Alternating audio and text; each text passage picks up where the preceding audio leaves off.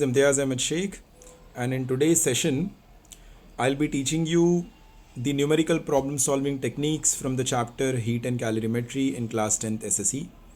Most of the students find this chapter difficult and then kind of either rote learn or they just leave the questions and they find it difficult.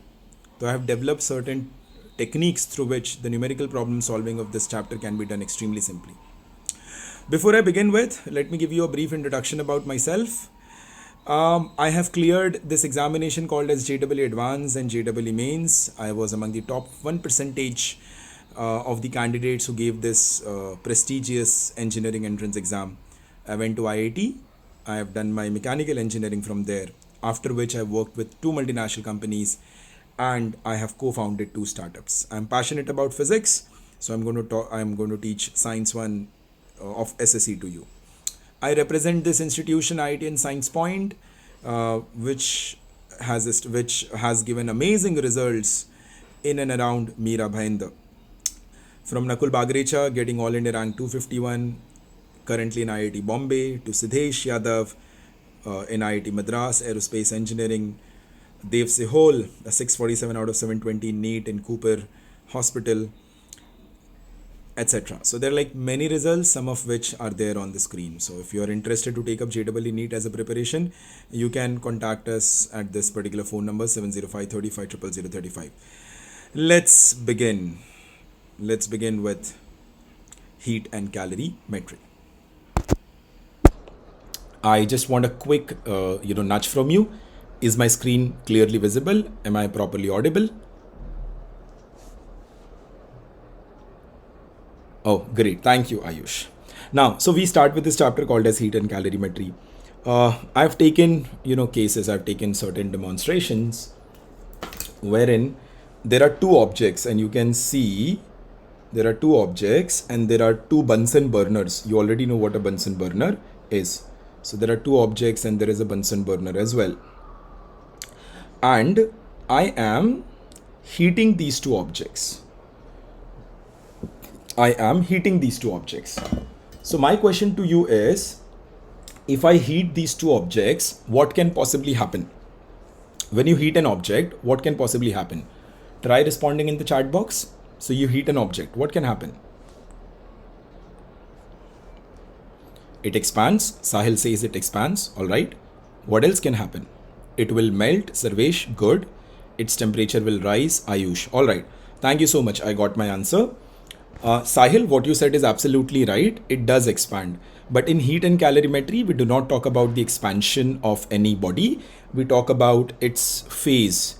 We talk about its, the body getting heat up, which is the temperature rise. And we talk about the phase transformation, that its phase changes from, solid to liquid to gaseous.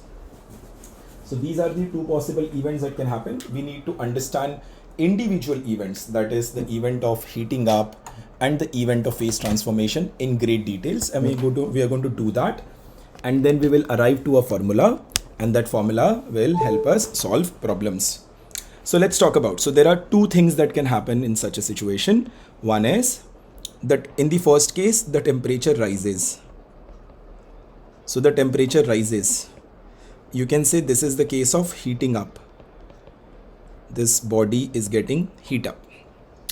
In the second case, you can see that it melts and it is flowing. The solid melts. So this becomes the case of phase transformation. So this is where the phase changes. The phase transforms. The phase transforms, right? So this is the second case. Now, a very important point to be noted here is, and you should always remember, and that is that phase transformation and change in temperature cannot happen simultaneously. Phase transformation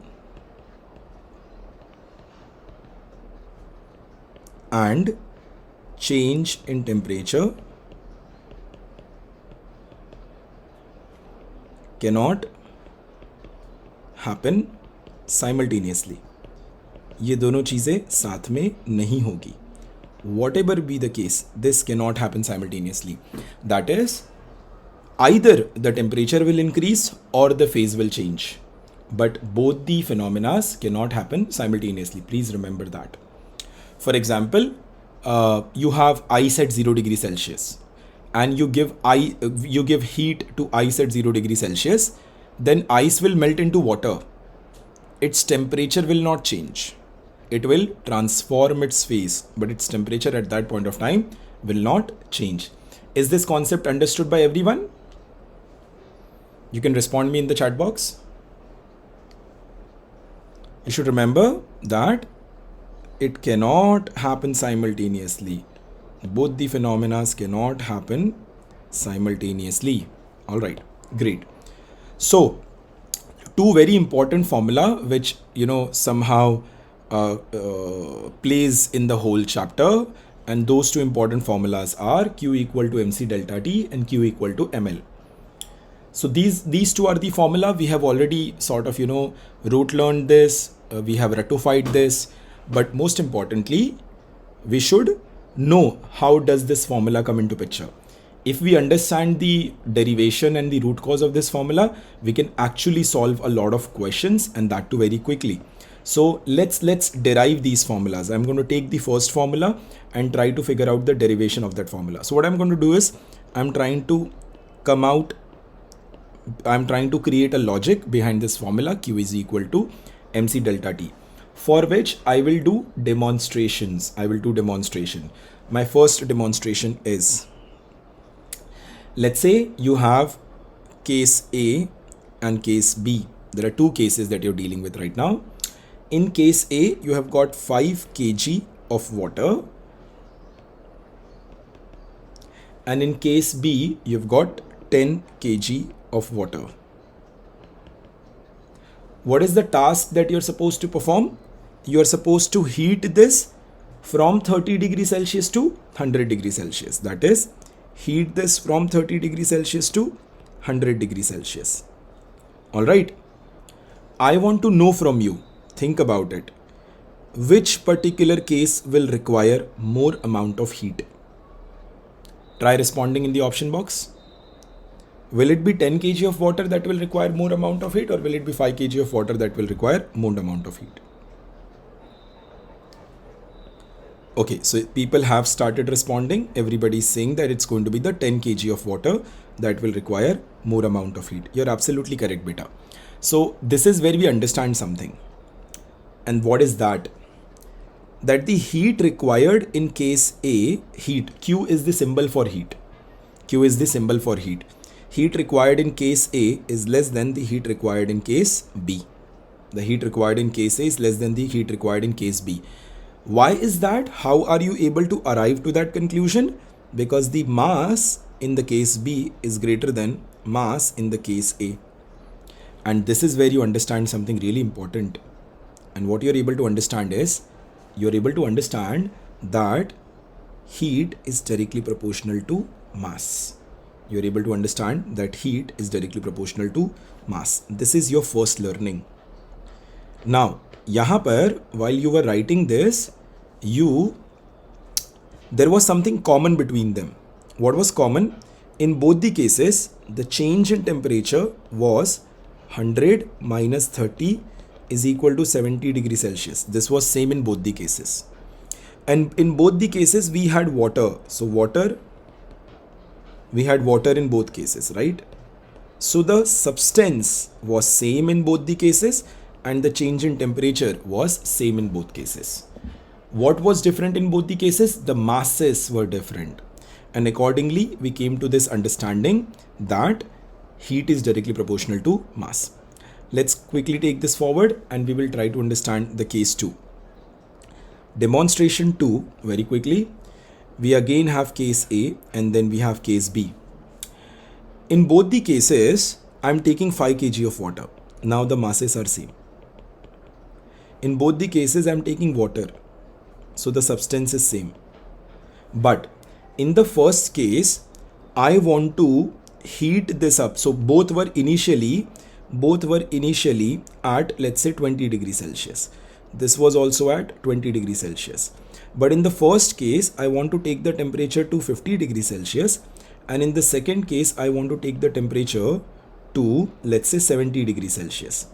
So what is the change in temperature in both the cases? If I say the change in temperature in both the cases, in case A, the change in temperature is 50 minus 20, that is 30 degrees Celsius. And in case B, the change in temperature is 70 minus 20, that is 50 degrees Celsius. Tell me, in which case will you require more amount of heat? Ayush says second case will require more amount of heat. Absolutely. It's the B case that will require more amount of heat. Now, how are you able to say that? How are you able to say that is because in both the cases, the masses were same. The substance was same. The only thing that was different was the change in temperature. And you are able to very conveniently say that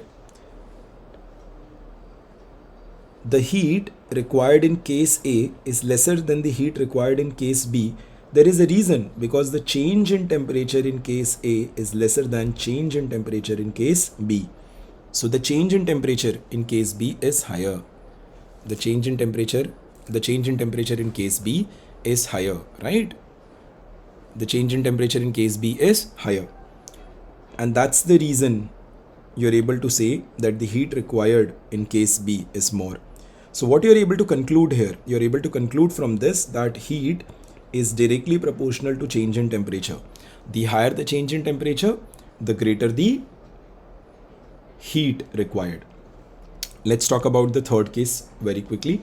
In the third case, I've got A and I've got B.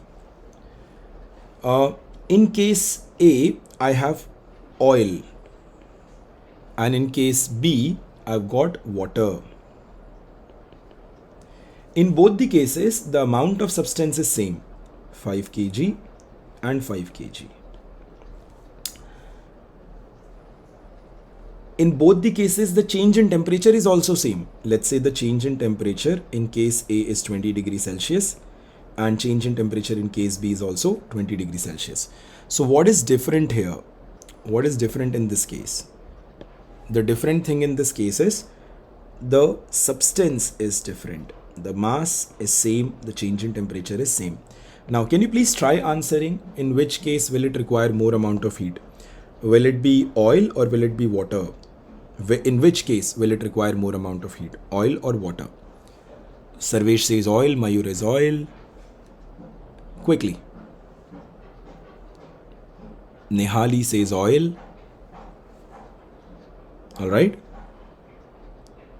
Ayush says water. Trisha says oil. Alright. So the answer is, although you're not aware of this, but let me tell you that the heat required in case B will be greater than the heat required in case A. Water will require more amount of heat than oil. I'll tell you why. You may feel a little, sort of confused that, sir, oil should take more heat, water should take less heat. You need to understand. Oil, you need to understand the purpose. Sabne ghar mein, either they have, they have seen their parent cook food. They might have tried cooking by themselves, right? So, when you use oil, the cooking process is faster. Let's say you're supposed to make fast food, from samosas to kachori to omelette to paratha. You do not cook that in water. Have you ever seen anyone, frying bhajia in water? They don't do that. You fry bhajia in oil. There is a reason. Oil heats up fast. Oil heats up very fast. And water heats up very slow. So, if I have oil at 30 degrees Celsius, if I have water at 30 degrees Celsius, and I want to take both of them to 100 degrees Celsius. I want to take oil to 100 degrees Celsius and I want to take water to 100 degrees Celsius. Water will require more amount of heat because water takes more time to heat. Oil will require less amount of heat because oil takes less amount of time to heat. And that's the reason at fast food center, you have oil fried items. You never come across water fried items. Are you able to get me? Most of you answered this wrongly, but then I gave you a logic that why, oil heats faster. So in which case will you require, more amount of heat? Will it still be oil or no, or it will be water in this case? It's definitely water, right? It has to be water. So there is something that we are able to understand here. That is, heat depends on the substance, because in both the cases you have the same mass, 5 kg. In both the cases you have the same change in temperature, 20 degrees Celsius. But in one case you require more amount of heat, in another case you require less amount of heat. The difference is because of the substance. One case you have water, the other case you have got oil. So heat also depends on the substance. And there is a particular terminology that can be used to represent the substance. The way you have mass to represent the amount of substance, mass, it talks to your amount of substance.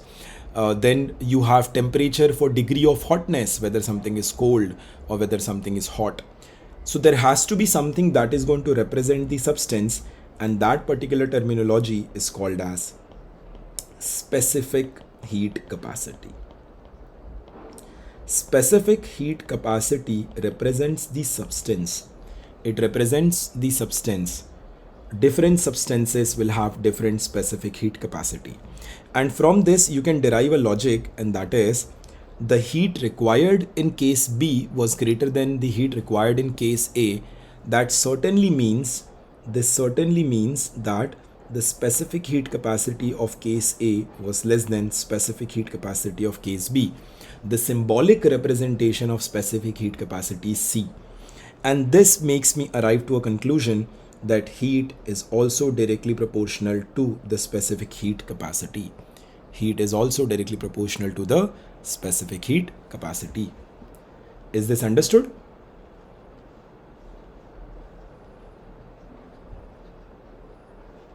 Yeah, tell me.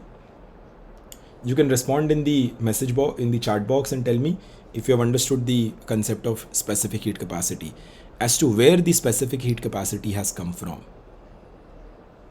Very good. Okay, most of you have responded with a yes. I think no one has responded with a no. So I'm happy that you have understood. Now comes the formula. Let's look into the formula now. So now the formula. So I was able to understand something, that is, heat, the amount of heat required is directly proportional to mass. The amount of heat required is directly proportional to specific heat capacity. The amount of heat required is directly proportional to change in temperature. Now when I club all these, I can very conveniently say that Q is equal to mc delta T, and that's how you get your formula. I hope this is convincing enough. Now I hope you know the logic behind the formula now. Yes, no, quickly. So if heat is directly proportional to mass, it's directly proportional to specific heat capacity, it is directly proportional to the change in temperature, then it is directly proportional to mc delta T, and the formula turns out to be Q is equal to mc delta T. Awesome, great. Let's take this a little forward. So this is where, when we were talking about this formula now, when you're talking about this formula, you're talking about the case of temperature change. Because in this case, the temperature is changing. So you're talking about the case of temperature change. Now we are going to talk about phase transformation. So now what exactly is phase transformation? There are three kinds of phases that we know about. What are those? We have solid, we have liquid,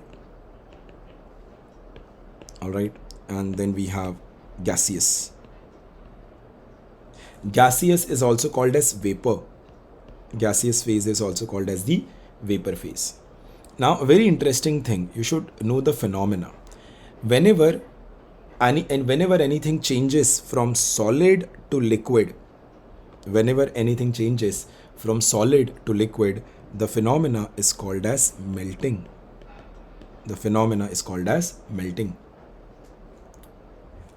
Whenever anything changes from liquid to gas, the phenomena is called as boiling. Now, this melting phenomena or boiling phenomena will occur at a particular temperature. The melting phenomena will occur at melting point. The boiling phenomena will occur at boiling point. You cannot boil water at 50 degrees Celsius. You cannot melt ice at minus 30 degrees Celsius. So you should be aware that melting and boiling will occur at a very specific temperature called as melting point and boiling point. Now beta, this phenomena is reversible. This phenomena is reversible. You know, you can come back from gases to liquid. You can come like this as well. This phenomena is called as condensation. This phenomena is called as condensation. You can move from liquid to solid. This phenomena is called as solidification. This phenomena is called as solidification. All right. This phenomena will be called as solidification. Now, so how come the formula Q is equal to ml? Now we're going to prove this formula, you know, the second formula. Now we're going to prove this formula. So how come the formula? Yeah, yes, Ayush, solidification is also called as freezing. Obviously, there can be multiple names. I'm trying to use the most common name, right? So in this case, let's prove this formula. We are here to prove the formula. In order to prove the formula or figure out the formula, we'll again start with a small demonstration. My first demonstration is going to be, I need to convert ice into water. This will be called as melting. So I need to convert ice into water. So in the first case, and I've got two cases. In the first case, I've taken 5 kg of ice. And in the second case, I've taken 10 kg of ice. Now, tell me, in which case will I require more amount of heat? Is it case A or case B? I need to convert ice into water. The very obvious answer is case B, and everybody is correct. So what I'm able to understand that the heat required in case A is lesser than the heat required in case B. The reason is that the mass of case B is greater than mass of case A, which also prompts me and tells me that the amount of heat is directly proportional to mass. The amount of heat is directly proportional to mass. Now this is something that I'm able to infer from this small demonstration. Let's look at the second demonstration. In the second demonstration, I've got case A and case B. In the first case, I'm converting ice to water. And in the second case, I'm converting iron, a solid iron, to a liquid iron. So iron to iron, but solid to liquid. In both the cases, I've taken 5 kg of ice to convert it into water, and then I've taken 5 kg of iron. Now, your question is, in which particular case will you require more amount of heat? Now, everybody's so prompt and they've already given their answers, which is absolutely correct. You will require more amount of heat in the case of iron. So what I'm able to understand from here is that heat depends on the substance. Heat depends on the substance. So the way you have mass representing the amount of substance, temperature representing the degree of hotness, there has to be a term which is going to represent the substance in the case of phase transformation, and that terminology is called as latent heat capacity, or I'll rather say specific latent heat capacity. It's called as specific latent heat capacity, right? So the way we had specific heat capacity over there, yahan par we have got specific latent heat capacity. At times people also say this to be just latent heat capacity. I'm completely fine whether you say specific latent heat capacity or just latent heat capacity. And the symbolic representation of this is L. The symbolic representation of this is L. And this makes me understand that heat is directly proportional to L. Heat is directly proportional to L. And that's how I'm able to conclude a formula ki okay, I've understood that heat is directly proportional to mass, heat is directly proportional to L, therefore Q is equal to ml.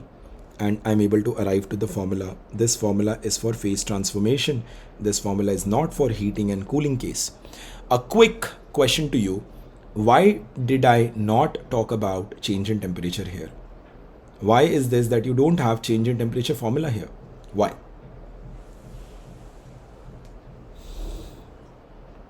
Try answering.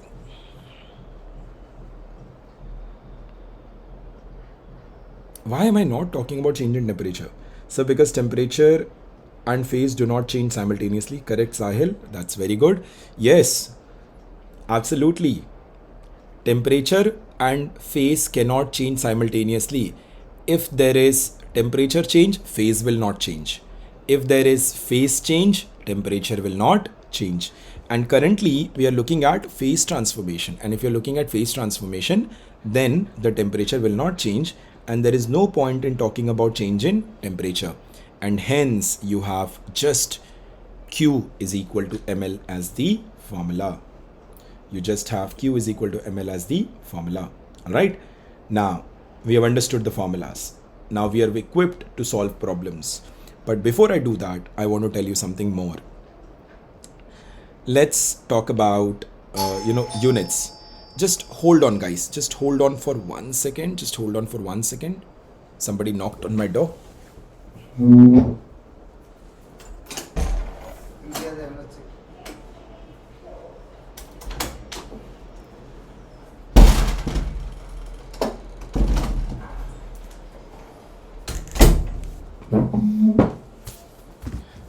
All right.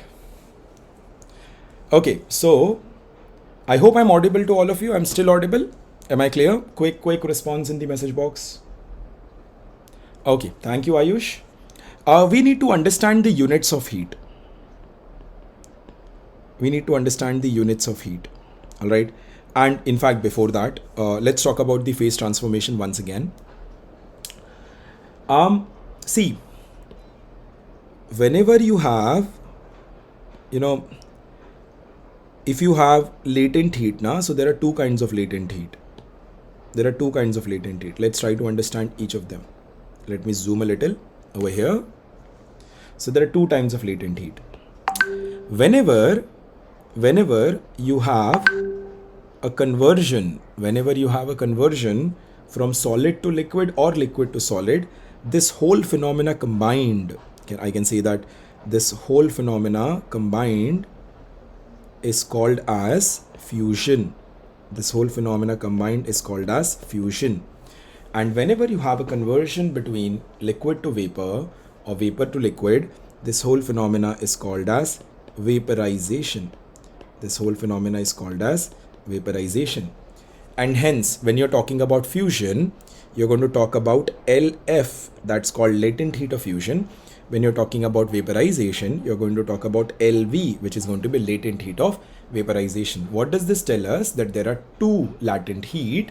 One is latent heat of vaporization, the other is latent heat of fusion. Fusion is solid and liquid, liquid to solid, solid to liquid. Vaporization is liquid to gas and gases to liquid.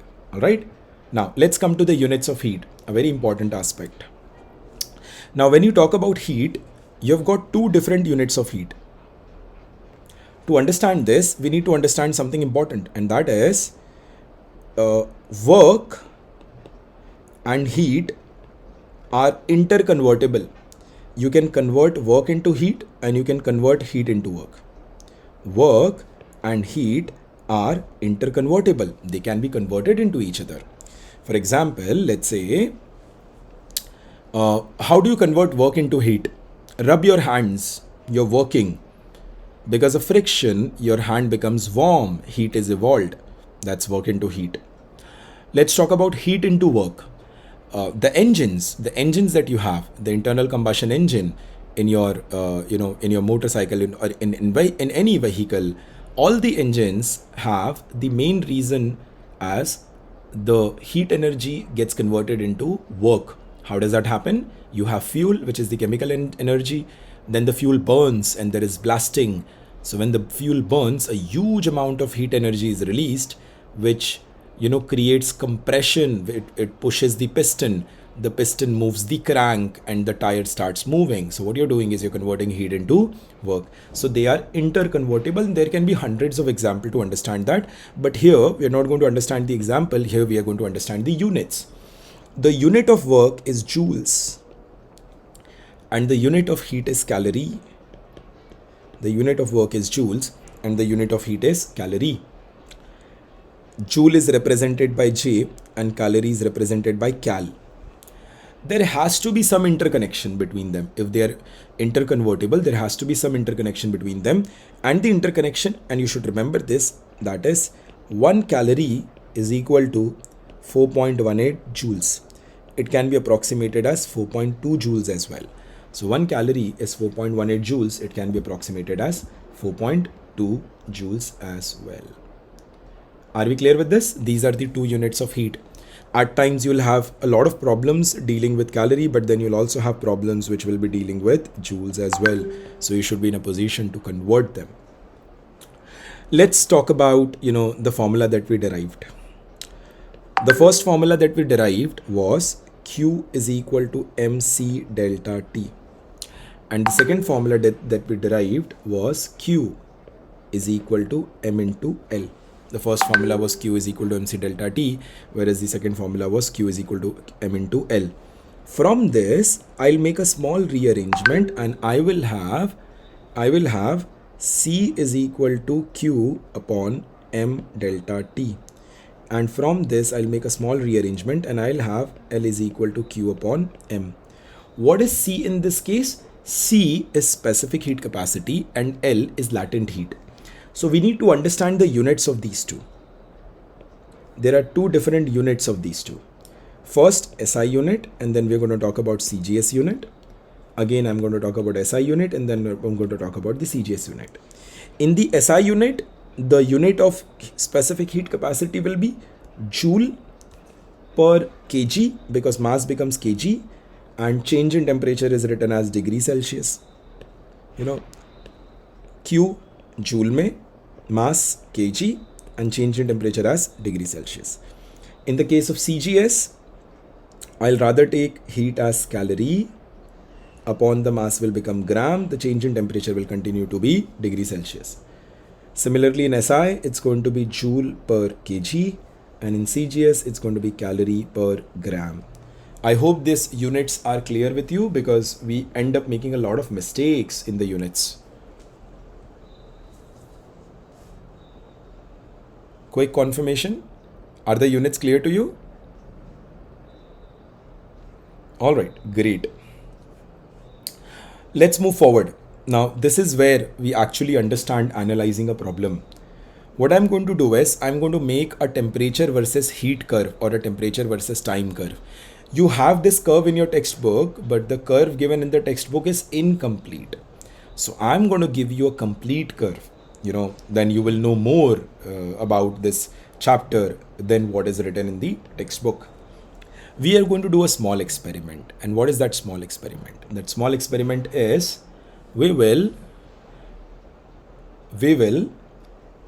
take ice at minus 5 degrees Celsius. We will take ice at minus 5 degrees Celsius and we will convert this into vapor or gaseous at 200 degrees Celsius. So this is the phenomena that I wish to achieve. This is what I want to do. I've got ice at minus 5 degrees Celsius. I need to convert that into vapor at 200 degrees Celsius. Now, how do we do that? This phenomena cannot happen suddenly. It requires step. It requires step. And what are those steps?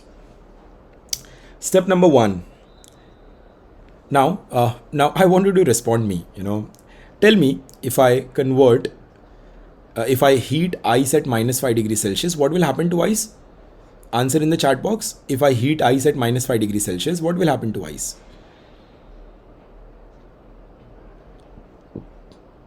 Ice will heat up to 0 degrees Celsius. Size, absolutely correct. And then to water at 0 degrees Celsius. Good. If you heat ice at minus 5 degrees Celsius, ice is not going to melt. No. It will not melt because the melting point of ice is 0 degrees Celsius. The melting point of ice is not minus 5 degrees Celsius. People often make this mistake and they're like, so if we give heat to ice at minus 5, it will melt. No, you're wrong. Ice will not melt at -5, it melts at 0. So if you give heat to ice at -5, the temperature of ice will increase and the whole phenomena will be, step number 1, ice from -5 degrees Celsius ice, it will get converted to 0 degrees Celsius ice again. It will get converted to 0 degrees Celsius ice again. That is, when you gave heat, the temperature increased. Can you see that? You are increasing the heat, you're giving heat and the temperature is increasing. You're giving heat and the temperature is increasing. That's the first phenomena until 0 degrees Celsius. So what is going to be the second phenomena? The second phenomena will be, hold on. Alright, so what is going to be the second phenomena? In the second phenomena, 0 degrees Celsius ice, if you give heat to this, then this will get converted into 0 degrees Celsius water. Now this is called as phase transformation. This is called as phase transformation. In this case, when you give heat, the temperature does not increases, the temperature remains constant. The temperature does not increases, but the temperature continues to remain constant. This is the second phenomena. The third phenomena, you have water at 0 degrees Celsius, and if you give heat to this, the temperature will increase because now there is no phase transformation. You have water, you give heat, water will continue to remain water and its temperature increases. The temperature will increase from 0 degrees Celsius, it will go up to a point 100 degrees Celsius and it will still be water. The phase did not change. Water is water, it gets heated up from 0 degrees Celsius to 100 degrees Celsius. So you can say that you supply heat, the temperature increases. You supply heat, the temperature increases. That's the third phenomena. Now you have arrived at 100 degrees Celsius. 100 degrees Celsius is a very important point because 100 degrees Celsius is the boiling point of water. So now at 100 degrees Celsius, you have water, and if you give it heat, the temperature will not change, but water will get converted into vapor. So you'll have vapor. In this case, you're giving heat, but the temperature remains constant. In this case, you're giving heat, but the temperature remains constant. In this case, you're giving heat, but the temperature remains constant. Now, good. Yeah, Hamsha. Now, the phenomena doesn't stop. You have 100 degrees Celsius vapor. You have 100 degrees Celsius vapor. You give heat, it will get converted into 200 degrees Celsius vapor. Now, after vapor, the phase does not change so easily. The answer is, do we have a fourth phase after vapor? Yeah, absolutely correct. You have a fourth phase after vapor, but for that you'll have to go to probably 5000 degrees Celsius. Let's not go to that. Practically, we'll only talk about three phases: solid, liquid and vapor. Now, when you give heat, the temperature will also increase. Have all of you understood these 5 different phenomena? Change in temperature, phase transformation, change in temperature, phase transformation and change in temperature. Alright, beautiful. Now, what we're going to do now? We will make a curve. It's called as the heat curve. So, let's plot this. Let's plot this on our heat curve. Right? Let me make a thin pen. This is 0.5. Okay. All right. Let's plot this. How do we plot this? First of all, let me mark the important points. So you have -5 degrees Celsius here, and then you will have 0 degrees Celsius here, and then let's say you will have 100 degrees Celsius here, and then you will have, let's say, a 200 degrees Celsius here. So these are the important points. Now, let's take the first case. At -5, has my screen sharing stopped?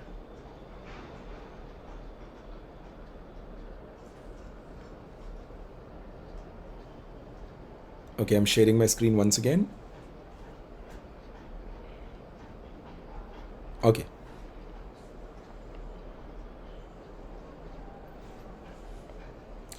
Now, we are at minus 5 degrees Celsius, beta. At minus 5 degrees Celsius, if you give heat, you see that the temperature and that the heat as well as the temperature is increasing. Now look at this curve. How do you make a curve? If you travel in the rightward direction, you say that the heat is increasing. If you travel in the upward direction, you say that the temperature is increasing. Is this understood to all? If you travel in the rightward direction, you can say that heat is increasing. If you travel in the upward direction, you can say that the temperature is increasing. If you travel towards left, you can say that the heat is reducing. If you travel downward, you can say that the temperature is also reducing.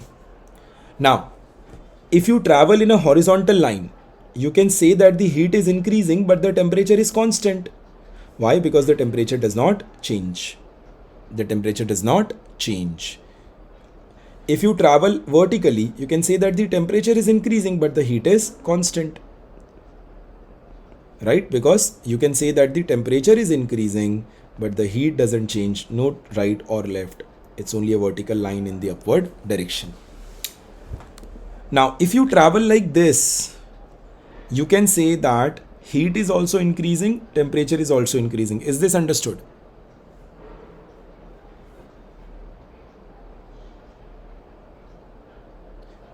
If you travel like this means that you're traveling this and this combined.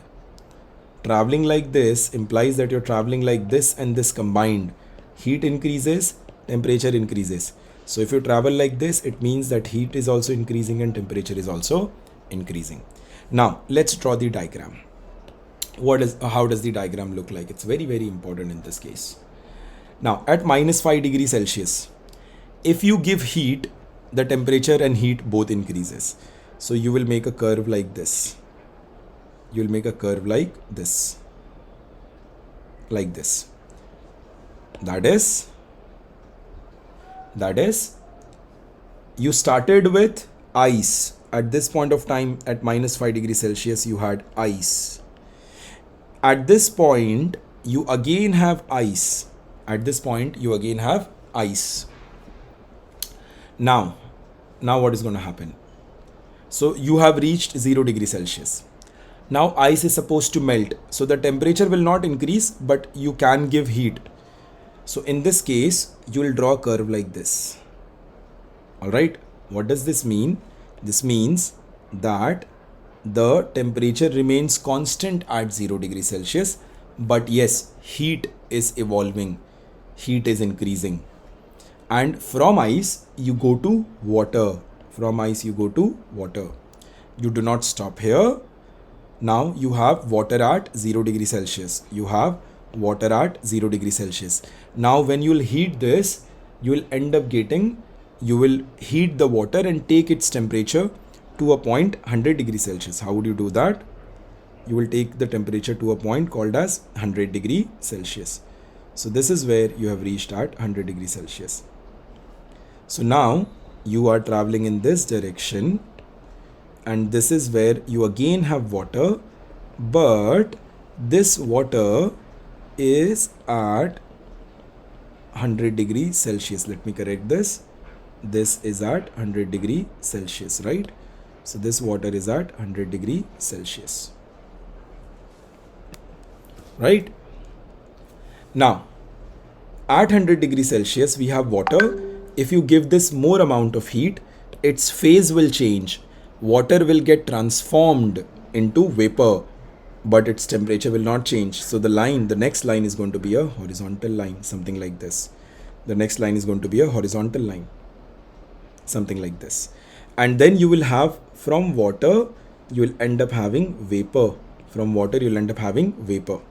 And then you continue giving heat, the vapor will start getting heat up and you'll reach this point. And let's say you'll reach this point, and this was 200 degrees Celsius. So you reach this point and this was 200 degrees Celsius. So this is where you again have vapor. No doubt, you again have vapor here. but you can say that this vapor is a superheated vapor. Why? Because vapor तो 100 degree Celsius पे भी बन गया था. Then you also ended up heating the vapor itself and the vapor became superheated. Now, is this curve clear to all of you? I've tried showing you the complete phenomena in a graph, because when you see graph, you develop a much better understanding.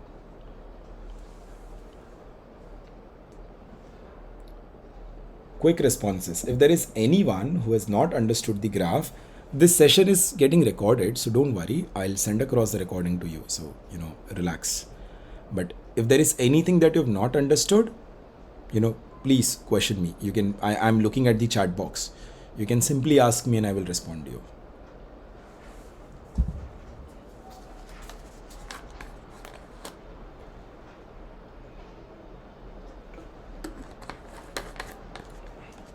Thank you, Sahil, that you have understood everything. Now, we will go into a little bit of detail in the graph and we will see which formula is applicable where. Which formula is applicable where. Now, when you look at this particular transition from here to here, we need to understand which formula is applicable here. Here, the formula that is applicable here will be called as Q is equal to MC delta T. The reason is, in this case, this formula is valid is because the temperature is changing. The temperature is changing. But this C will be C of ice. This will be specific heat capacity of ice. This will be specific heat capacity of ice. Let's look at the second curve, which is this part of the curve. Over here, the formula will be Q is equal to M into L. Because in this case, the temperature is not changing, only the phase is changing from ice to water. And we will specifically say that this is going to be LF because it's going to be fusion, because a solid is getting converted into liquid. Let's look at the third part of the curve over here. Here, the formula will be Q is equal to MC delta T once again, but this C will be C water. This will be C water. Over here, we'll have the formula as Q is equal to ML, but this L will be not fusion, it's going to be vaporization. And finally, over here, the formula will be Q is equal to MC delta T, and this C is going to be C vapor, specific heat capacity of vapor. And that's how you know when to use which kind of formula to solve a question successfully. Is this understood? Because we are about to enter the numerical session.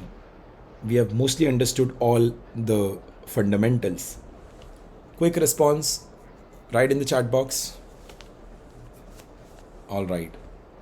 Quickly. Is it only Ayush who's going to respond me? What about others?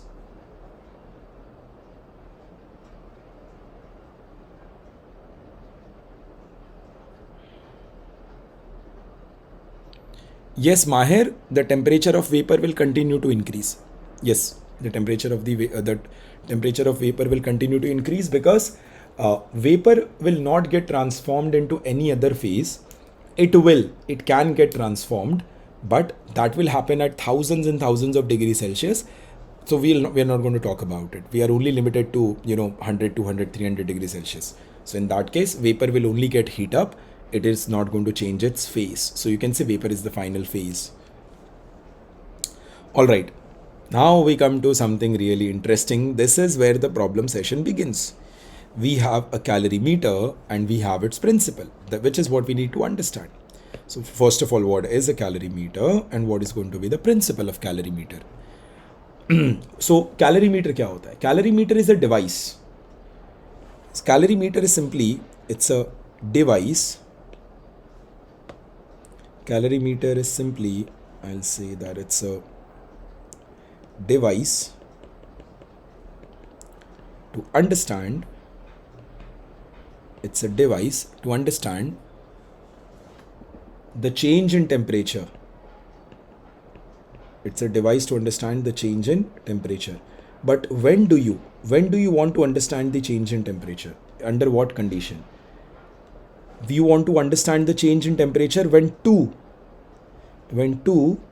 or more substances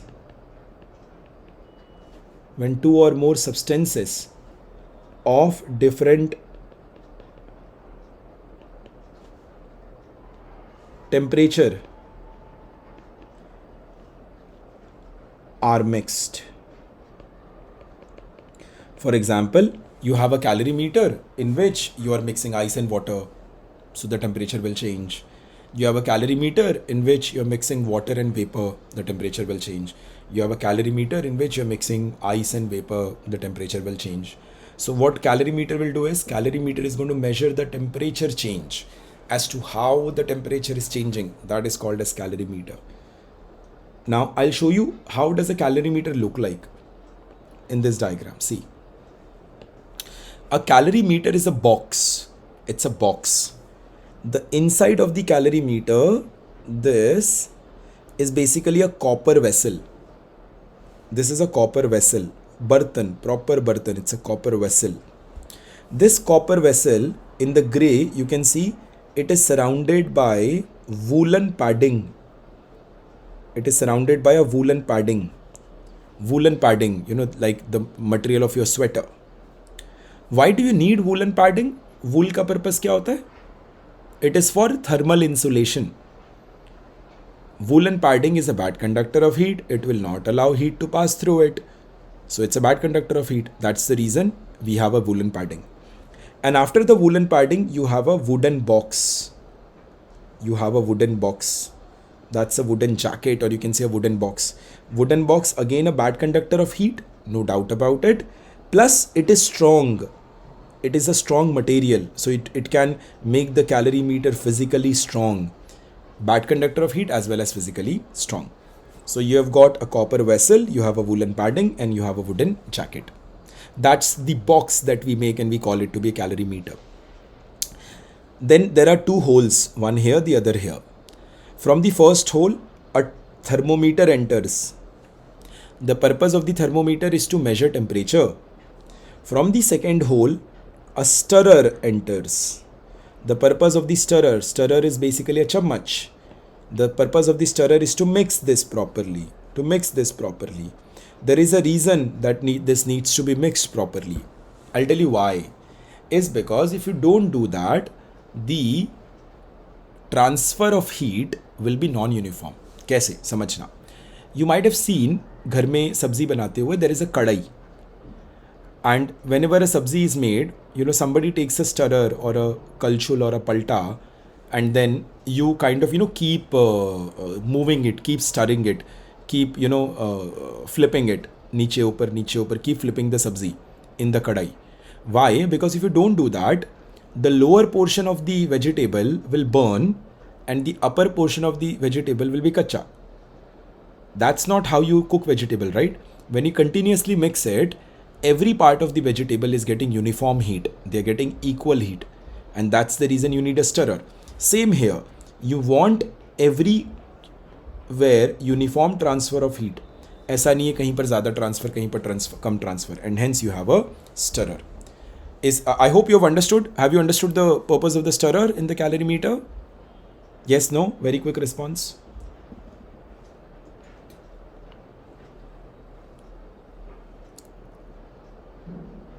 Alright, great. Acha, now the calorimeter has been made. We are done. We have made the calorimeter. Now it's time to begin the experiment. And how do you begin the experiment? You take a couple of cubes of ice. You have taken ice cubes. And you have also taken water. That's the water. You have taken water. Now you have ice cube and water. It is very well obvious that water will have more heat. Ice will have less heat. Water से ice heat का transfer होगा. Water will become cooler, ice will melt. So there will be some temperatures recorded in the thermometer. So this is how you do it. It's not always that you mix only two substances. You can mix more than two substances. Now this brings us to a very important aspect of this chapter. And I think this is the heart of this chapter. And this is called as principle of calorimeter. This is called as the principle of calorimeter. Now, what is the principle of calorimeter? On what principle calorimeter operates? The principle is heat inside the calorimeter. Heat inside the calorimeter remains constant. Heat inside the calorimeter remains constant. Now, how can I say that? Try to understand. Why am I saying this? This is packed. This is completely packed. So nothing can enter and nothing can exit. Then you have woolen jacket and a woolen padding and a woolen jacket. So even heat cannot enter and heat cannot leave. If heat cannot enter or heat cannot leave, then the heat inside the calorimeter will remain constant. For example, you have a bank. The bank has 100 rupees. If money cannot enter, money cannot leave, then the balance of the bank will remain 100 rupees. So if heat cannot enter or heat cannot leave, the heat inside will remain constant. Is this understood?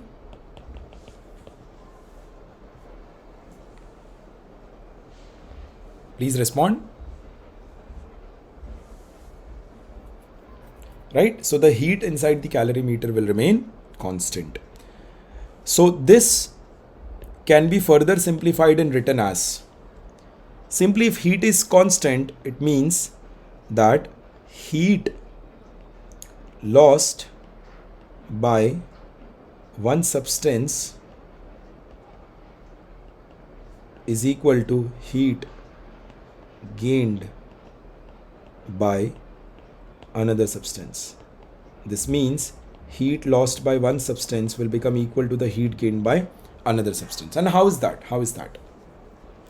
It's very simple. I'll prove this using a small demonstration. You have A and B. A के पास 100 rupees है, B के पास 50 rupees है. The total balance is 150 rupees. Now A ने B को 20 rupees दे दिया, तो A के पास अब बचा है 80 rupees, B के पास बचा है 70 rupees. The total balance again is 150 rupees. But you can see one thing here, and you can see and record one thing, that the amount of rupees given by A is equal to the amount of rupees received by B. If A is giving 20 rupees, then B can only receive 20 rupees. ऐसा नहीं हो सकता that A gives 20 rupees and B receives 50 rupees, 100 rupees. It cannot happen like that. If A is giving 20 rupees, B can only receive 20 rupees, nothing more than that. That means that the money lost by A is equal to money gained by B. Money lost by A is equal to money gained by B. It means that the heat lost by one substance is equal to the heat gained by another substance. This is the principle of calorimeter. And the total balance continues to remain 150 rupees. The total heat inside the calorimeter continues to remain constant. I hope you are able to understand the correlation.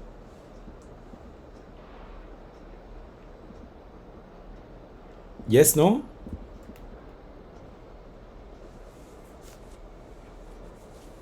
Yeah, give me a quick response, all of you.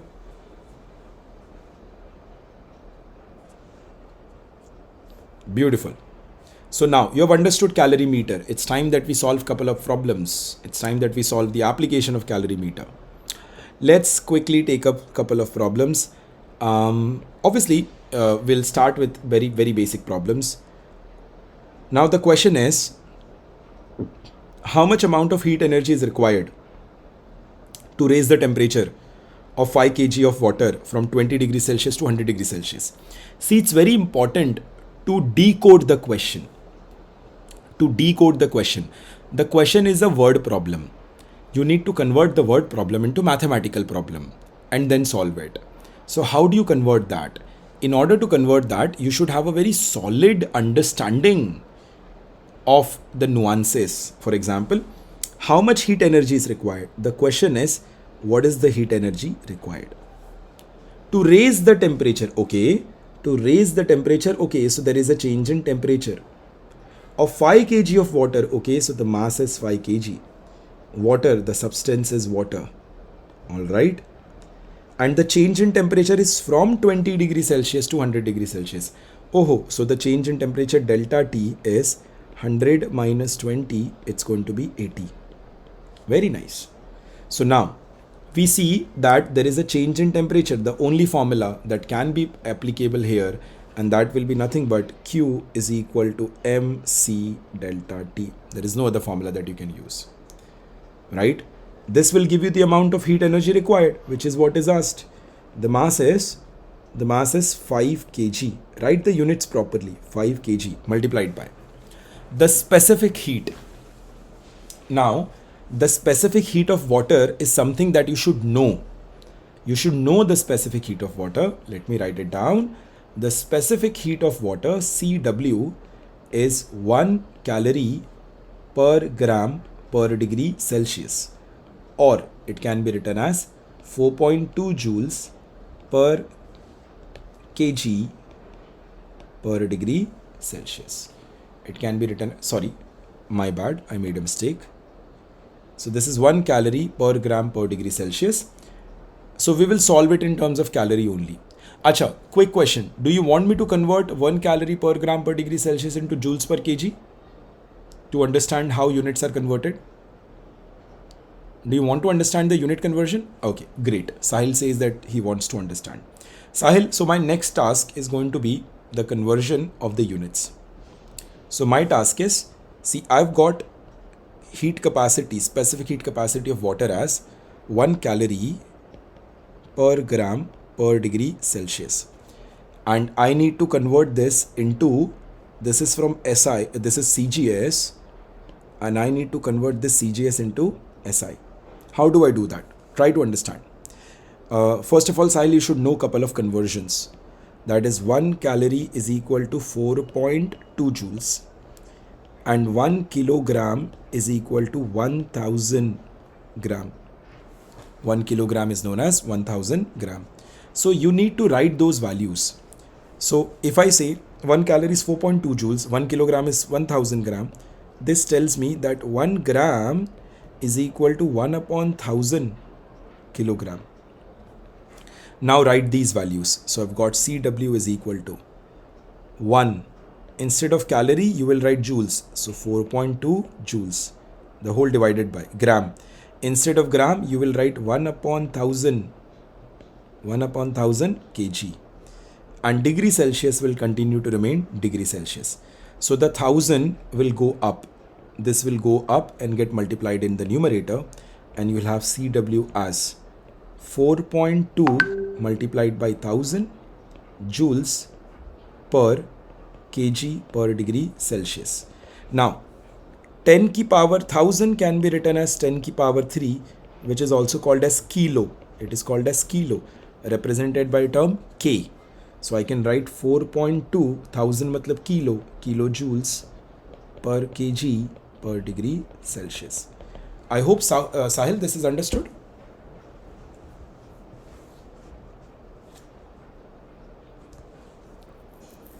Good, very good.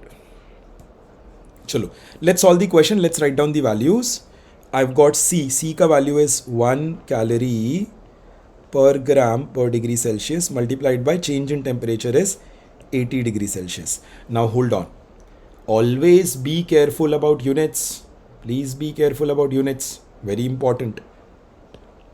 यहाँ पर the problem that you will face ना, that is कि sir kg gram कैसे cancellation होगा? Okay, Sahil, 1 second. I'll look into your question. What is your question? Chat box.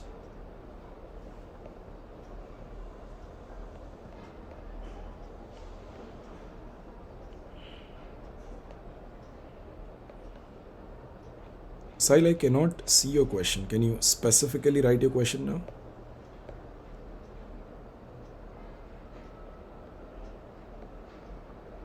Sahil, what's your question? Write it down.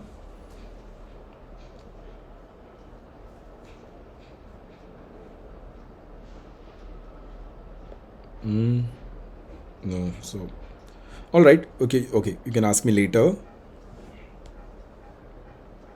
Okay. Let's go to our question. So what do we have? We need to write down. The first thing is we can write 5 kilogram can be written as 1000 grams. What I've done is I've done a conversion. Kilogram is written as 1000 grams. Kilogram is written as 1000 grams. This is what I've done. Multiplied by 1 calorie per gram per degree Celsius multiplied by 80 degrees Celsius. See, the units which are not required should get cancelled. That's how it works. The units which are not required should get cancelled. Degree Celsius gets cancelled, gram gets cancelled. What are you left with? You are left with 5000 multiplied by 80. 5000 multiplied by 80, it's going to be 4 lakh. So the answer is 4 lakh calories. I hope this is understood.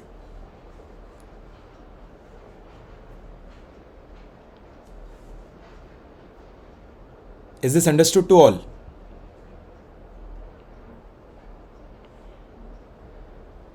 Am I audible? Oh, great. Thank you. Now, I can also do it in terms of joules. There is a way in which I can do it in terms of joules as well. Let me park it here. Let me solve this question in terms of joules. How would I do that? I will take this again, copy.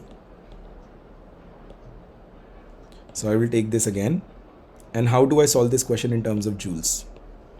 See, I will leave 5 kg as 5 kg, but in place of specific heat capacity, I will write it as 4.2 kilojoule per kg per degree Celsius. I can do that as well. 4.2 kilojoule per kg per degree Celsius. And then kg and kg gets cancelled. Degree Celsius get cancelled. And you get the value as, you've got 5. Right, so you can multiply this and get the answer. So the multiplication is going to be 5 multiplied by 4.2 multiplied by 80. So we have got 1680 kilojoules, which you can write it as 1680 kilo means 1000 joules, which is 1680 000 joules. That's the other format of the answer. Is this understood?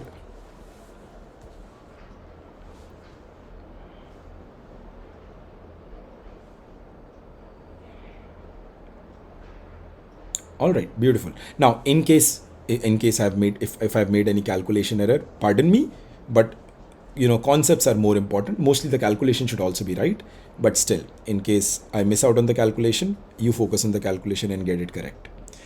Let's come to the second question. Now, this is going to be important. Sarvesh, you can do it with 4.18 as well. Chalega. Hardly any difference, right? Hardly any difference. Okay, so let's come to our second example. This is going to be important. यहाँ पर ध्यान देना है. सबको यहाँ पर ध्यान देना है, right? How is this important? It says there is a copper sphere. So let's decode the question while we read it. So there is a copper sphere that we have. 100 gram is the mass, is heated to raise its temperature to 100 degrees Celsius. What does that mean? It means that I have got 100 gram of copper sphere. I've got 100 gram of copper sphere at 100 degree Celsius. That's the only understanding of this part. बाकी सारा ज्ञान है. Just to confuse you, a copper sphere of 100 gram mass is heated to raise its temperature to 100 degrees Celsius. All gyan. What I'm able to understand is, I have a copper sphere which has a mass of 100 gram, which is at temperature 100 degrees Celsius. Let's decode this further. Is released into water of mass 195 gram and temperature 20 degrees Celsius. Okay. So again, a lot of gyan. For me, what is important? This is mixed with 195 gram of water. This is mixed with 195 gram of water at temperature 20 degrees Celsius. Okay, so at temperature 20 degree Celsius. Let's move forward. It says in a copper calorimeter. It says in a copper calorimeter, and the mass of the copper calorimeter is 50 gram. This is where you need to be smart. In most of the cases, the calorimeter does not play any role. There is no role of the calorimeter in most of the cases. But in this case, the question is specifically pointing. In this case, the question is specifically pointing you to talk about the calorimeter. Why is it given that calorimeter is made up of copper? It is of mass 50 grams, because the question wants to tell you that the calorimeter will also participate in the heat exchange. The heat exchange will not just be copper sphere in water. The copper calorimeter is also going to participate, and hence the mass of copper calorimeter is given. Otherwise, why would the question give the mass of calorimeter? Mass of calorimeter is usually not required. But in this case, the mass of calorimeter is given. Why? Because the calorimeter will participate in the heat exchange. Is this understood? This was very important.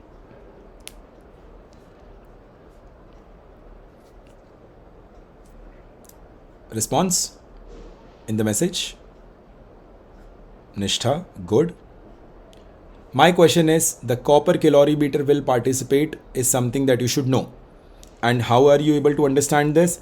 By reading, first of all, it talks about the calorimeter and it gives the mass of the calorimeter. The mass of the calorimeter, that's very important. Why is it giving the mass of calorimeter?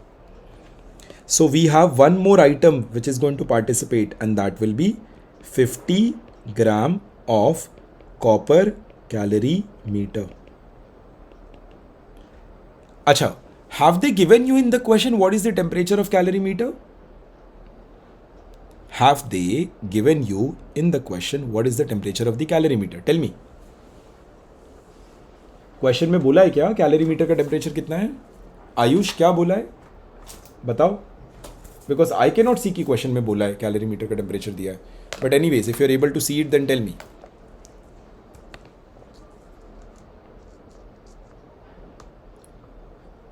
तो Ayush, water का temperature 20 degree Celsius है, fair enough. तो calorimeter का 20 क्यों हो गया? You are right, but what is the justification? Principle of heat exchange. Okay, good enough. The logic is very simple. It's very simple. तुम्हारे पास एक स्टील का ग्लास है, तुमने उसमें पानी डाला, थोड़ी देर के बाद स्टील के ग्लास का और पानी का टेम्परेचर सेम होगा, because they both will achieve the same temperature. So if the water is at 20 degrees Celsius and the water is in the calorimeter for a long period of time, then the calorimeter should also be at 20 degree Celsius. So the calorimeter should also be at 20 degree Celsius. My logic is very simple. If the water is at 20 degrees Celsius, the water is in the calorimeter for a very long period of time, then the calorimeter should also be at 20 degree Celsius. How is this? I hope this is well understood.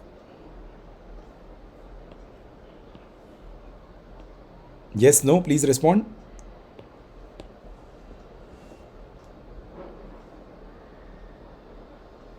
Okay, thanks, Ramesh. Now, the question is, what is the temperature achieved? The question is, what is the temperature achieved? Now, this is where the most interesting trick of solving this question comes into picture. Let me tell you the trick. It's called as the line diagram. You will not find this trick anywhere. It's called as the line diagram. Let me show you what a line diagram is. Now, in line diagram, you make lines of temperature. For example, how many temperatures have been given to you in this question? 100, 20, 20. So there are only two temperatures, na? 20 and 100. So you will make two lines. So make two horizontal lines. So we have got one horizontal line like this.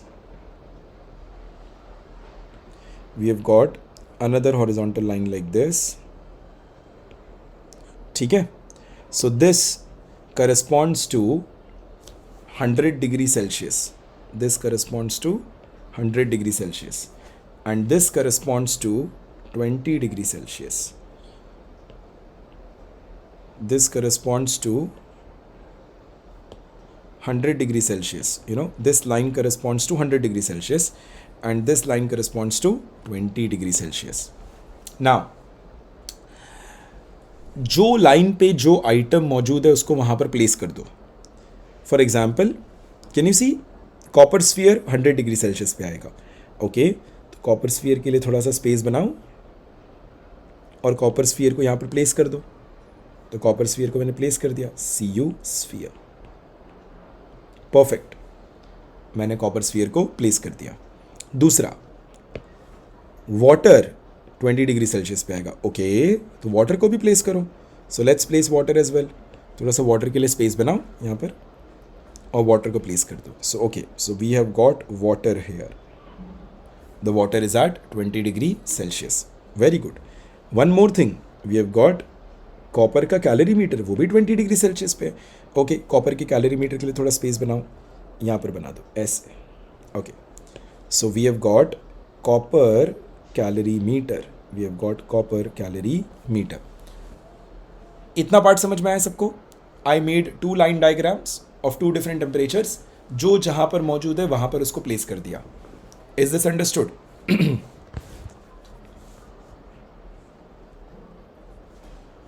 Quickly, is this understood? Simple. 2 temperatures, 100 degrees Celsius, 20 degrees Celsius.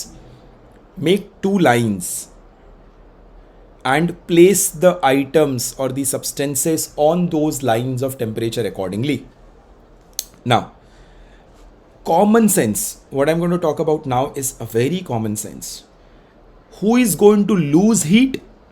Who is going to gain heat? When 3 of these items interact with each other inside a calorimeter, who will lose heat? Who will gain heat? First answer is who will lose heat? Ayush says that the sphere will lose heat. Ayush, absolutely correct. Absolutely correct. So then who is going to gain heat? Water and copper calorimeter will gain heat. Beautiful, beautiful. So if sphere will lose heat, its temperature will fall down, right?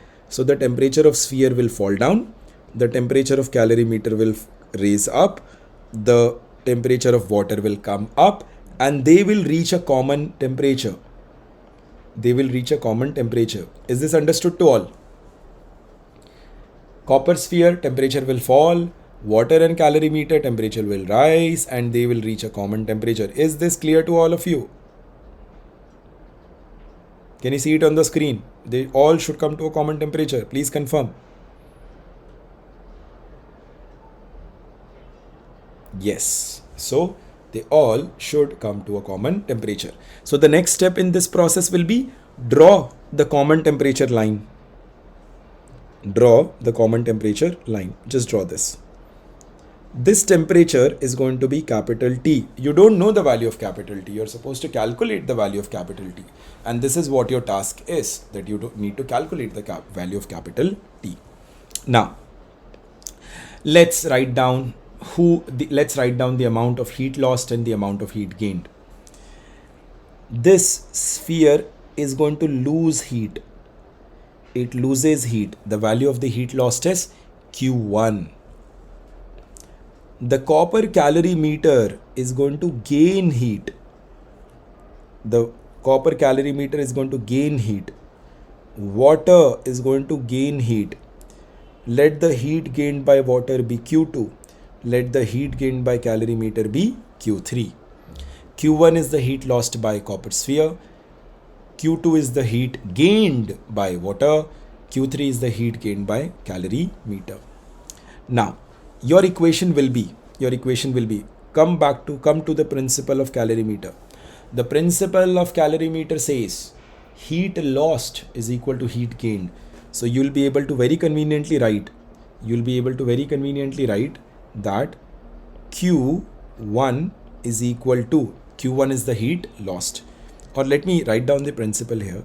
The principle says that heat lost is equal to heat gained. Then in that case, let's write down the value of heat lost. heat lost is going to be Q1 and heat gained will be Q2 plus Q3. Is this equation understood to everyone? Heat lost is Q1 represented by red. This is heat lost. And heat gained is represented by Q2 and Q3. This case is heat gained. Hi Anna, quick answer. All right, I already got the answer. Thank you. Now, let's write down these values. So let's write down the value of Q1 first. So we have got Q1 is going to be. Now, Q1, which kind of formula should I use? Should I use MC delta T or ML? Is the temperature changing? The answer is yes. If the temperature is changing, what kind of formula? Q is equal to MC delta T. So this is going to be M1 C1 delta T1. M1 C1 delta T1. Now, always just remember this. This is a note. This is a thumb rule. Delta T is always higher minus lower. Delta T is always higher minus lower. Then for that matter, यहाँ पर क्या लिखेंगे? What is the mass of the copper sphere? Quickly, what is the mass of the copper sphere? This is 100 grams. Great. What is the specific heat capacity of the copper sphere? Now, this is something which is already given in the question. I did not mention it. Let me write down. Specific heat capacity of copper calorimeter is 0.1 calorie per gram per degree Celsius. So I'll just write it down. So specific heat capacity 0.1 calorie per gram per degree Celsius into what is the change in temperature? The change in temperature is higher minus lower. Now here's the question. Should I write 100 minus T or should I write T minus 100? Think about it. Should I write 100 minus T or should I write T minus 100? And respond in the message box.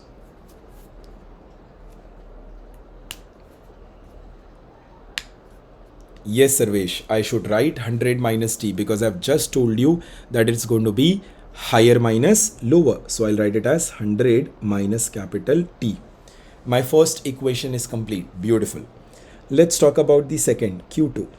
Q2 will be M2 C2 delta T2. M2, what's the mass of water? 195 gram multiplied by C2. Water is 1 calorie per gram per degree Celsius into the change in temperature. Now this is going to be T minus 20, higher minus lower, T minus 20. So it's going to be T minus 20. Let's write down the value of Q3. So I've got M3 C3 delta T3 and that will be Q3. Q3 is the copper calorimeter. Copper calorimeter is 50 gram. Copper 0.1 calorie per gram per degree Celsius multiplied by 20 degree Celsius से T temperature पे चला गया. Higher minus lower. So it's going to be T minus 20. Are these three equations clear to all of you? Because writing these three equations is extremely important that you get it correct. Otherwise, equation solve क्या करोगे? Are these three equations clear to all of you? Good. So these three equations are clear to all of you. In case anybody has any doubt, just simply write down, sir, I have doubt. So I will, give you the opportunity to write your doubt and I'll try to respond to your doubts. By the way, this session is getting recorded. You will get a WhatsApp link, to connect to me again in this, to get the video of this session. But nonetheless, let's move forward. It's time that we solve the equation. And what was the equation? Q1 is equal to Q2 plus Q3. So I need these values to solve this particular question. So let me get these values here. Paste. I will be requiring these values to solve this question, right? Let's put these values. So I'm going to solve this equation now. Q1. I have 100. अच्छा, by the way, जो units cancel होते हैं उसको cancel कर दो. ग्राम और ग्राम already cancel हो गया. Let's not talk about it. Gram और ग्राम कैंसिल हो गया है. ग्राम और ग्राम कैंसिल हो गया है. So we are not going to talk about it. Will talk about others. So I have got 100 multiplied by, let me use a different colour. Okay, So I've got 100 multiplied by 0.1 into 100 minus t should be equal to 195 multiplied by 1 multiplied by t minus 20 plus 50 multiplied by 0.1 multiplied by t minus 20. Now I need to solve this equation.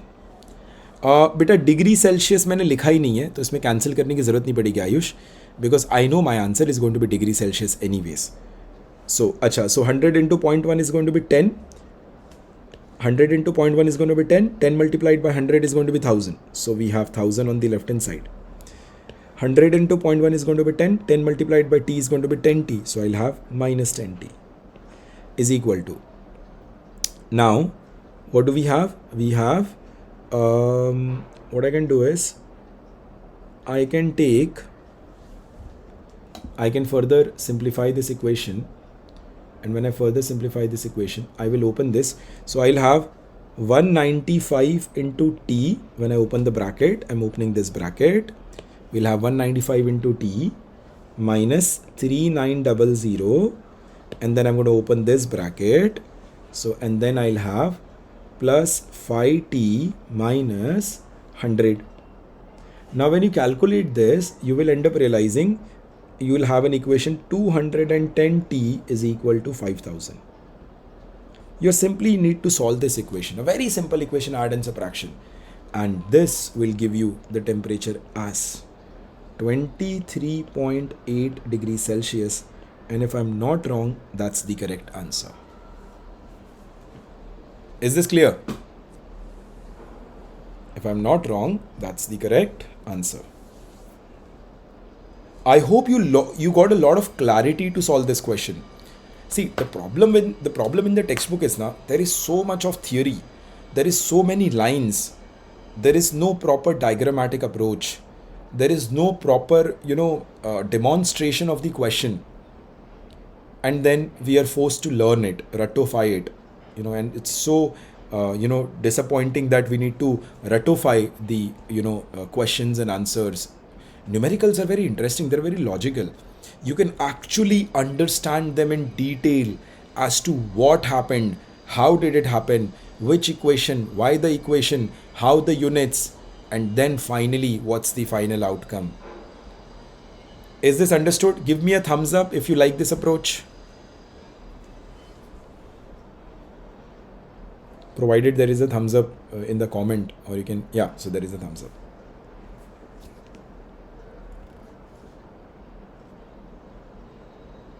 Quick responses. So this approach is so simple. It is so explanatory. You're not supposed to wreck your brain. You simply look at this approach and you solve a problem. And you have all the logic in the world to solve the problem. No more rote learning. You can actually apply your brain and solve this question very, very logically. Very, very logically. All right. Okay, let's move on to the next question. That's the next question. So that's the next question that we're going to solve. In this question, what do I have? I have 80 gram of steam at 97 degrees Celsius. Okay, so I've got 80 gram of steam at 97 degrees Celsius. This is released on an ice slab of temperature 0 degrees Celsius. This is released on an ice slab of temperature 0 degrees Celsius. So I've got 80 gram of steam which is released on an ice slab of temperature 0 degrees Celsius. How much ice will melt? इनमें से कितना ice melt होगा? That's the first question. Tell me, when I talk about ice slab, have they given you the mass of ice slab? What do you think? Ice slab is going to be like cubes of ices, or ice slab is going to be huge slab of ice? It's going to be huge slab. The mass is not even given to you. They're not cubes of ices जिससे steam pass किया. It's going to be huge slab. So let me make you understand something here. इसमें हो क्या रहा है? Let me quickly make the ice slab first. How will an ice slab look like? An ice slab would look something like this. An ice slab would look something like this. Just hold on.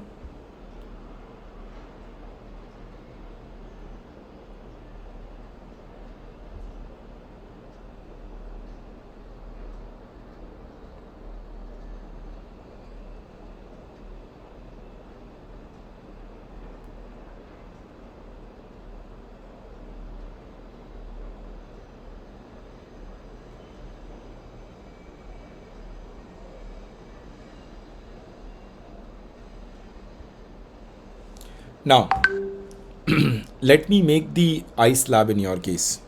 So that's the ice slab. A huge ice slab. Now what will happen is some amount of steam is passed through it. You know, there is some steam which is going to pass through it. Some steam passed through it. This steam will not melt the complete ice slab. 80 gram of steam kitna melt karega? Ice slab is like, probably 50 kg of ice. 80 gram of steam. Just answer this question in the chat box. Do you think 80 gram of steam, less than 100 gram, एक 50 kilo के ice slab को melt कर सकता है? Is that even possible? Yes, no? So what we have understood is that the complete ice slab will not melt. So what will happen? Interestingly, what will happen is that some amount of ice will melt here. Can you see? Some amount of ice will melt. We'll have some amount of ice that is going to melt.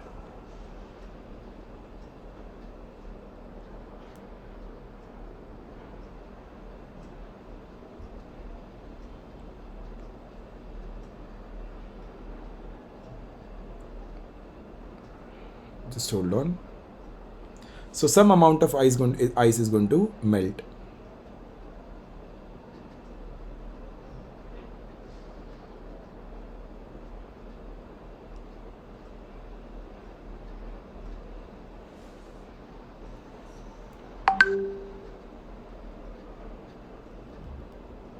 Guys, just hold on for a second.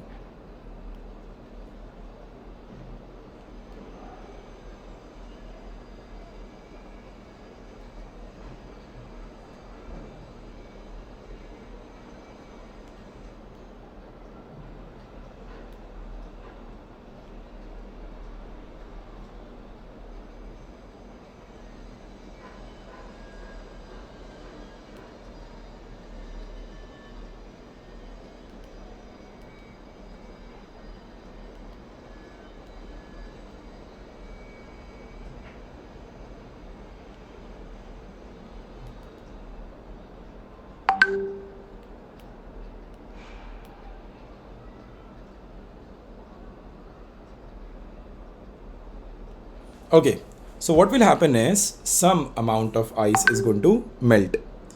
This some amount of ice, very quickly, if this some amount of ice will melt, then this will get converted into water. This will get converted into water. My question is, will this water, don't you think that if some amount of ice is melting, this water will continue to remain on ice? Hayana, there is 50 kg of ice, 80 gram of steam, some amount of ice melts, then that some amount of ice which has has converted into water, and that water is actually resting on the ice slab. Na, this water will rest on the ice slab. Yes, no? So this water will now rest on ice slab. So if this water is resting on ice slab, don't you think we have a water plus ice ka combination? Don't you think we have a water plus ice combination? Hayana? Because we do not have complete water. We have some water kept on ice. So we have a water plus ice combination. At what temperature can water and ice exist simultaneously? At what temperature can water and ice exist simultaneously? 0 degrees Celsius. Absolutely. Thank you, Sahil. 0 degrees Celsius. So, We have actually not solved this question. We have answered orally. So what did we have? We had 80 gram of steam with some amount of ice. So I can write this as, okay, so I've got 80 gram of steam. What was the temperature? 97 degrees Celsius plus. Should I write, can I write the mass of the ice? The answer is no, I don't know the mass of the ice. I don't know what amount of ice is going to melt. So let me assume that the amount of ice which is going to melt is M. M amount of ice is going to melt. That is what I'm assuming. So can I say M gram of ice at 0 degree Celsius? When they are mixed together, we are going to get the final temperature as 0 degree Celsius. Why will I get the final temperature as 0 degree Celsius? I have just proven to you that finally we will have ice plus water ka combination. Is this understood to all? The final temperature is going to be 0 degree Celsius. I hope this is well understood, because finally we have ice plus water ka combination. We have ice plus water ka combination, right? Okay, great. Now let's begin solving this question. So how much energy is transferred, how much ice will melt, etc, etc, etc. So let's solve this question. So we will draw a line diagram. As standard approach, we know how to solve these questions. We will take the help of our line diagram. So let's draw the line diagram in this case as well. So I've got two temperatures. Can you see? I've got 97 degrees Celsius and I've got 0 degrees Celsius. So I will require two line diagrams. So I'll quickly make one line diagram here. That's one line diagram. The other is this line diagram. This line diagram corresponds to 97 degrees Celsius. This corresponds to 0 degrees Celsius. Now tell me, 0 degrees Celsius के बारे में there is something special. Is it just normal 0 degrees Celsius, or it is also the melting point? 0 degrees Celsius के बारे में there is something special. It is also the melting point. And hence at 0 degrees Celsius, we have two phases. At 0 degrees Celsius, we have two phases. One is 0 degrees Celsius ice, the other is 0 degrees Celsius water. Similarly, 97 degrees Celsius in this case is the boiling point of water. 97 degrees Celsius in this case is the boiling point of water. So at 97 degrees Celsius, we have two phases. We have water, we also have vapor or steam. We have water or we also have steam. Is this understood to all of you? At 0 degrees Celsius, I'll have to draw two lines. One corresponds to water, the other corresponds to ice. At 97 degrees Celsius, I'll again have to draw two lines. One corresponds to water, the other corresponds to steam. Please tell me if the logic is understood to you.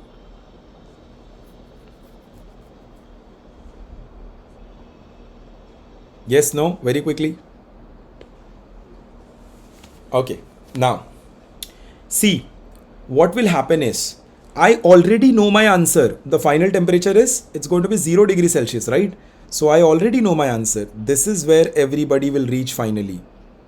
Let's see how will they reach. I already know that everybody is supposed to come to 0 degrees Celsius and we will finally have water. So I need to plot 97 degrees Celsius. We had 80 gram of steam, right? So let me write down. We have 80 gram of steam. And at 0 degrees Celsius, we had m gram of ice. I need to calculate the value of m. So at 0 degrees Celsius, we had m gram of ice. See, this will come down. That's going to be the first step. This is going to be the first step. And this is going to be the second step. This is phase transformation. This step is called as phase transformation. That is, steam is getting converted into water. This step is called as cooling, no doubt about it. Let's say this heat is Q1 and this heat is Q2. Similarly, ice will gain heat and it will go to 0 degree Celsius water. It will convert from ice to water, and in that case this will be called as Q3, and this is again a case of phase transformation. Is this understood to all of you?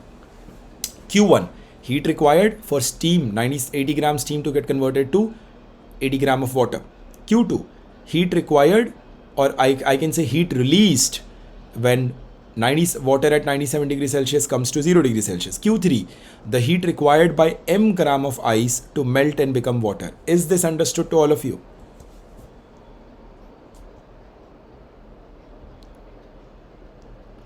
Please confirm in the message. 80 gram of 80 gram of vapor, there was ice. Not all ice is going to melt, so some ice will melt. So 80 gram of vapor plus some ice are interacting. Vapor will condense and then cool. Ice will melt and get converted into water. We know the final temperature as 0 degree Celsius. Very good. Let's write down these values. As per principle of calorimeter, Q1 plus Q2 should be equal to Q3. As per principle of calorimeter, Q1 plus Q2 is equal to Q3. That is, you can say that this together is the heat lost. And you can say that this together, this is the heat gained. Heat lost is equal to heat gained. Let's write down the values. Q1 is going to be, should I use MC delta T or should I use ML? What do you think will be the right approach? Should I use MC delta T or should I use ML? I will definitely use ML. Why? There is a phase transformation. So I should use ML, right? So let's write down the value. Q1 is equal to ML, but this L is going to be vaporization, and the value will be 80 gram multiplied by L, latent heat of vaporization. Do you remember the value of latent heat of vaporization? I remember it is 540 calorie per gram. It is 540 calorie per gram. Perfect.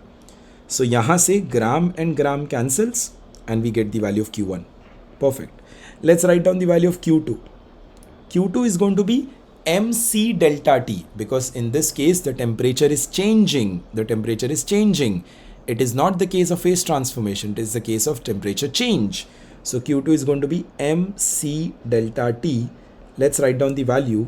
80 gram multiplied by C. C is going to be 1 calorie per gram per degree Celsius multiplied by delta T.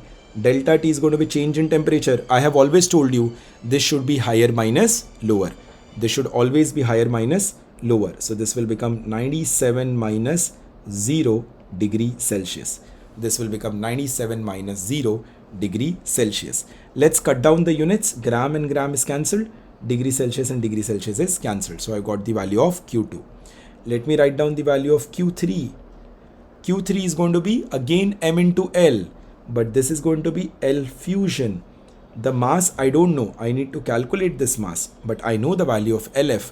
Latent heat of fusion for ice is going to be 80 calorie per gram. Are these three terminologies understood to you? Tell me, is this understood? All of you? Hello? Guys, please confirm. Very good. So let's get the value. Let's get the value, right? Let's get the value. So let's put this into equation and get the final answer. So we have Q1 plus Q2 is equal to Q3. Let's write down these values. Q1 is 80 into 540 cal is equal to Q2, that is 80 into 1 into 97. 80 into 1 cal into 97 plus Q3. Q3 is M into 80 cal per gram.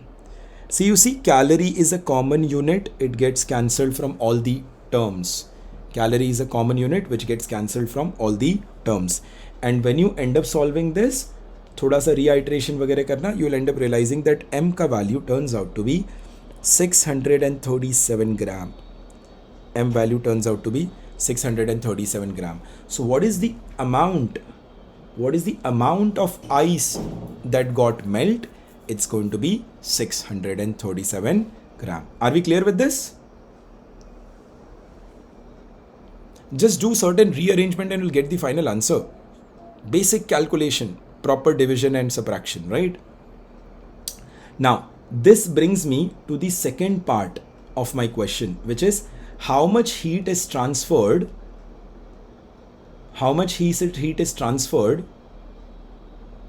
when steam, what is written, how much energy will be transferred to ice when steam will be transformed into water.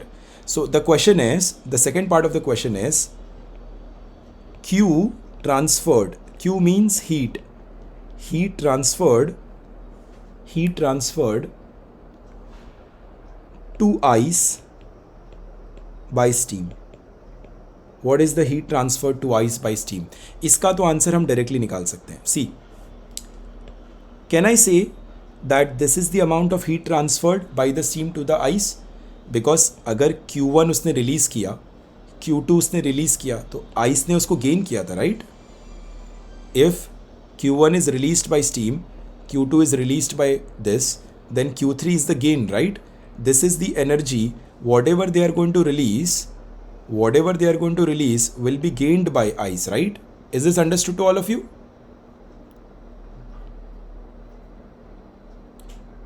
The amount of heat released is the amount of energy gained by the ice. So the answer is very clear. You can write it in two ways. You can either write it as that Q3 is the answer, or you can say that Q1 plus Q2 is the answer. In both the cases, you can very easily say that this is the heat lost and this is the heat gained. Now, heat was lost by ice and water. Sorry, heat was lost by steam and water, and heat was gained by ice. The question is asking you to give this answer. So you can either give the value of Q3 or you can give the value of Q1 plus Q2. They both have the same meaning. So our answer is going to be, let's say the answer will be Q3, and Q3 ka we already know it is M into 80 calorie per gram. So it is M into 80 calorie per gram. Put the value of M, 637 gram multiplied by 80 calorie per gram. Gram and gram cancels, and you'll finally have the answer as a quick calculation will give us 637 multiplied by 80, and this gives us, I think, 5960 calorie. 5960 calorie. I am assuming that 637 was the exact calculation, but I can definitely confirm that, and that is going to be 540 minus 97, 433 multiplied by 80 divided by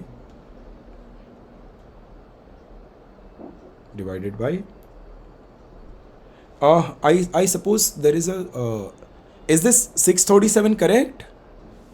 Quick confirmation, tell me, is this 637 correct? Check your textbook. No. So I think we did a small mistake in the calculation. Let's correct that. If we do the calculation properly, so what is the answer that you are getting? Ayush?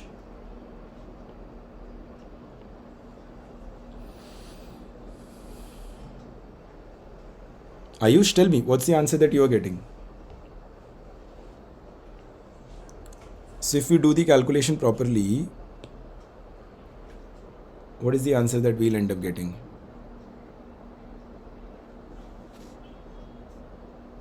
Tell me the numerical value that you've got. So we have 80 into 540, then we have 80 into 1 into 97, fair enough. Then we have got M into 80. So this was 80 calorie per gram, that was 540, and that was 1.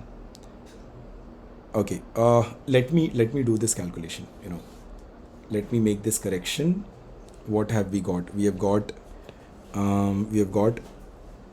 M into 80 is equal to 80 is common, multiplied by 540 minus 97. So 80 gets cancelled. So you get the value as m is equal to 540 minus 97. So you get 443.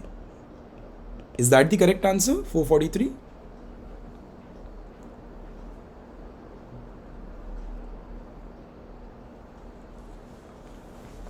I need to check the textbook because we have not done any calculation error as such. Are you sure about the textbook ka answer? Because this 97 gram, 97 degrees Celsius, 80 gram, 0. So conversion. So 80 into 540. 540 is, this 540 is correct, right? So 80 into 540. Cooling, MC delta T, M, C delta T, fair enough. Q3, M into LF, 80 calorie per gram. So 80 into 540, 80 into 540 is Q1. Oh, my mistake. Do you see we have actually done a blunder in mathematics? The blunder is, this was plus and this was equality. Can you see that? Q1 plus Q2 is equal to Q3 tha. Do you get it? Q1 plus Q2 was Q3. Are you able to see the mistake that I've made? Yeah, so this is where the blunder happened, you know. We have to be very careful. I tried being fast because we were running out of time, and in the fast process I made a mistake. So this was plus and this was equality. So now let's make small corrections. Probably यहाँ पर एक correction आ जाएगा. Okay, so this will become m is equal to 540 plus 97. It turns out to be how much? 637 gram. Perfect. 540 plus 97. 540 plus 97, 637. And this will be 637 gram. And then this 637 is multiplied by 80. And answer is 5960 calorie. Okay, we got the answer. Both the answers are correct. 637 gram is correct. And 5960 calorie is also correct. Perfectly fine. So we got our answers. Not an issue. All right. So this is where we complete the second question. Now, beta, we have actually run out of time. Maybe tomorrow, we have a session tomorrow, We have a session tomorrow.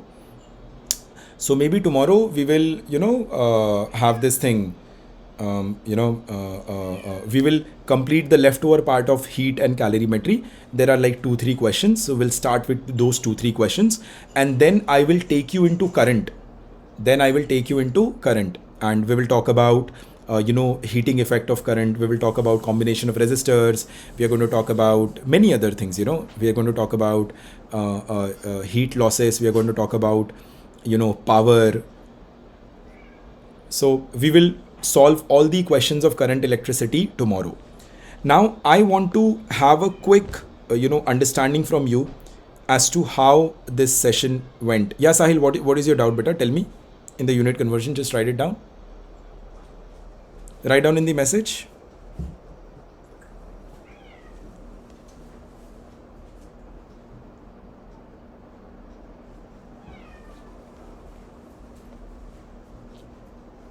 Yes, Sahil. What's your doubt? Just write it down in the message. Can we keep calorie as it is and multiply by 1? Can we keep calorie as it is and multiply it by 1? Okay. Sahil, what I can do is,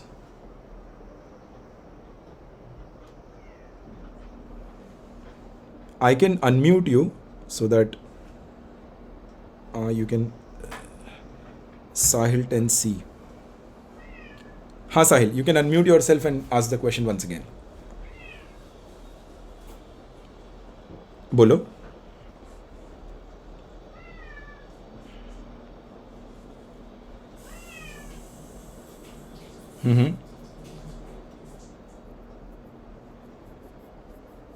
Now, we'll go to the unit conversion wala page now. This was the unit conversion page here. I suppose you're talking about this particular page, right? So see, calorie usually goes with gram. That's the common convention. And joules, they go with kg. So you can write calorie per kg, not calorie per kg can also be written. In that case, you will write calorie as it is, and kg ki jagah par, gram ki jagah par, you'll put 1 by 1000. So according to you, you will keep this as 1 cal.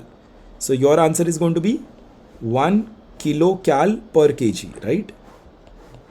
Yeah, that's absolutely correct. Nothing wrong about it. Perfectly fine. So you can mute yourself, beta.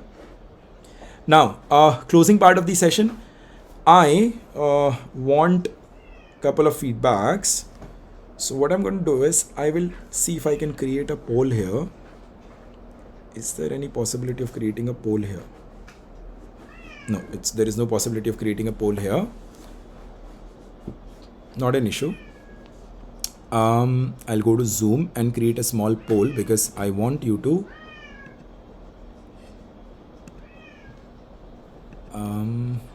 okay.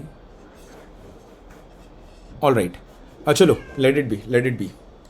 What I'm doing right now is now I'm sharing you a link of a small WhatsApp community that I have created. This particular WhatsApp community is about sharing, helping students with their SSC preparation. What I'm going to do in this WhatsApp community is I'm going to give you material, video sessions, specimen paper, formula sheets, and couple of motivational lecture as well that will help you with your SSC preparation. And I will also help you with your career guidance, when you're coming out of class 10th and you plan to, take up science as a career, then maybe I can be of real good help to you. So I'm sending you a link right now. So this is the link. What you need to do is you need to click on this link and join my community. So here we go. That's the link. Copy. Perfect. See the chat box. Everybody, see the chat box. Click on the link and join. In fact, I want you to invite your friends as well. Share this link with your friends and invite them. Ask them to join. Share your feedback. Ask them to join, tell them how was the session, whatever things that you have learned in this particular session. And I want you guys to come tomorrow as well. Tomorrow we are going to do current electricity, and there are three questions of heat which I was not able to do, which I'm going to do tomorrow. Now stay on the line. Let's take a small poll. I just want your opinion. So I'm going to create a small poll here.